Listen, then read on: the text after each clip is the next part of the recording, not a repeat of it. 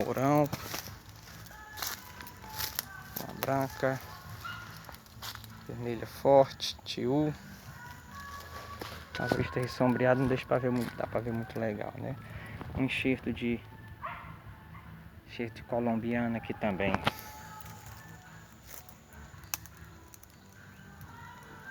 Aqui outro coxa do Pará, mais vermelha forte aí. Uma variedade R do seu Ivo, né? Ali um açafrãozinho saindo.